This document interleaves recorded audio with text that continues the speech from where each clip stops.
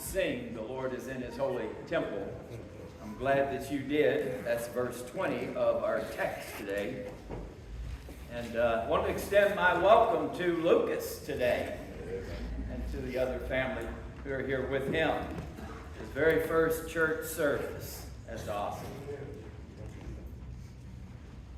It's good to see the big smile on Bailey and Tanner as well. All right, Habakkuk chapter 2. Habakkuk chapter 2. We looked at chapter 1 last week. We talked about a tough faith. He went before the Lord with a problem. The Lord came with an answer. He goes before the Lord again with a second problem. And in chapter 2, he's waiting for the Lord's answer. That's why he says, "I will stand my watch. I will set myself on the rampart.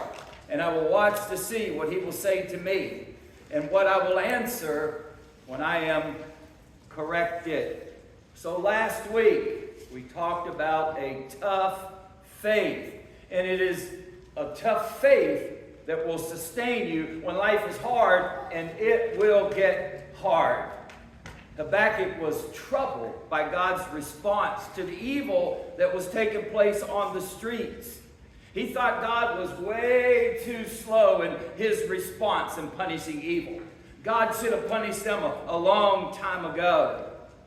And when God told Habakkuk what he was up to, that he was raising up the Chaldeans, the Babylonians, and he would use them to punish his people, that just caused him to get more upset, because he told God in chapter 1 and verse 12, Your eyes are too pure.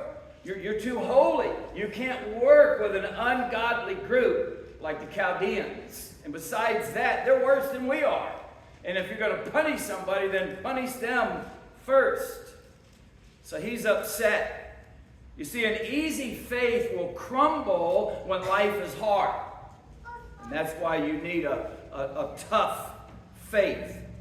A faith that lives without affliction, difficulty, will not survive, because life is full of problems, right? Life is a series of problems that come our way. And if you're looking for an affliction-free life, you won't find it in Christianity. So we need a faith that will sustain us when life gets hard. And sometimes, faith doesn't make sense, right? God comes to Abram. "Abram, I want you to take your son, your only son Isaac, whom you love. And I want you to offer him on one of the mountains that I will show you." Right? Now, you have to think about Abraham for a moment. His whole future is tied up in that boy. All of the promises of God are tied up in Isaac. If Isaac goes, the promises goes. And so what God's asking is a very hard thing, and you have to admit it really doesn't make sense why God, after all this time, finally giving him a son, and now telling him to offer that son up. It just didn't make sense to Abraham, but he was faithful, and he did it. And so today we're going to talk about how long faith. And this will make sense. Maybe just the wording doesn't make sense. How long faith? What is that? Right? Well, you see these words uttered in the Bible numerous times and in many places. How long? How long? You've asked, how long? Sometimes we ask, how long will this marriage be like this? How long before the cancer is gone? How long before my child finally obeys the gospel, or my child finally straightens out? How long will this pain last? How long? How long? How long? You see, how long faith lives between how things are and how things will be. They're not always going to be this way. They're going to get better, and we need to know that. And so there's that tension, how things are, the circumstances, and how things will be when God works all out for his glory. So you see this, a lot in the book of Revelation. How long? That's a question many of us ask, and that's what we're asking. How long faith? How long will your faith hold up? That's the how long. How long? And I think that some preachers are guilty of giving their church members a faith crisis, I guess I would call it. What do you mean by that? I mean, people say things all the time. You see, especially on TV in the religious world. If you'll do this, God will do this. Write that check, and God will do this. And over and over and over and over again, they make all these promises that God will do, and it's not a promise that God ever made. But the preacher's telling them, if you'll do this, God will show up in this way. And God doesn't show up. What happens? They have a faith crisis. Because they were told God would show up and take all this away. Well, sometimes it doesn't go away. Sometimes the cancer doesn't leave. Sometimes the marriage is not healed. Sometimes the pain just simply doesn't go away. And so Habakkuk he's waiting on God. God, I want to hear from you. I want to hear what you have to say. Well, how long faith? All right, 3 things today. Number 1, how long faith? It doesn't interpret silence as absence. Just because God is silent doesn't mean God isn't present. And that's important. Do you ever feel like God is nowhere to be found? You ever feel like God isn't hearing your prayers? For Habakkuk, silence didn't mean that God wasn't near. He believed that God was near. A tough faith says, this is what a tough faith said. Even though I don't feel his presence, I know that God is going to come through on my behalf. You see, I'm going to believe the best in God no matter what. No matter what my circumstances are, I know God's character, and therefore I'm going to believe the best in God. Remember last week how we talked about a tough faith lives between how things are and who God is? Right? How things are and who God is. So his character comes into play here.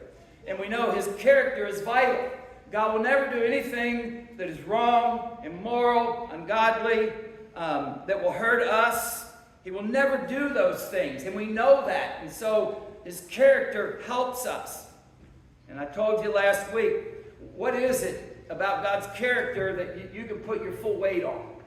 And I pointed out, there's 2 things that I really trust is his love. Right? I know he'll always do what's in my best interest. Always. Always. I mean, love sent his son. I trust his love. And secondly, his wisdom. I know that God is smarter than I am, and I know that God is able to work this out. And I just trust that. Now, do I want to know what's going on? Yes. Yes. But sometimes I don't, and I just have to trust. And I trust his love, I trust his wisdom, and that helps me because I can put my full weight on that. I can put my full weight on that. What do you put your full weight down on? See, I'm going to believe in the best of God no matter how my life is. My life might stink right now, but I'm still going to believe the best in God. Why? Because of his character. Because I know who God is. He's a good God. He's a righteous God. He's a faithful God. He's a God who gave his one and only Son.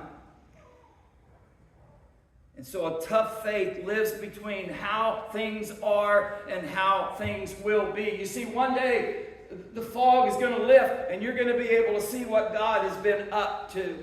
You're going to know why this happened in your life, whatever that is. And all of us experience all kinds of things. And we wonder, God, what's your plan here? What are you doing? Because what's going on right now doesn't make a lot of sense to me.